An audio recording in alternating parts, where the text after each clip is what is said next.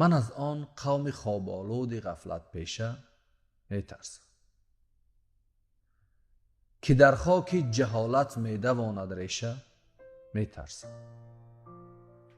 نمیترسم ز غدری مردمی بیگانه، اما من ز هم قومی که بر پایم زند با تیشه میترسم.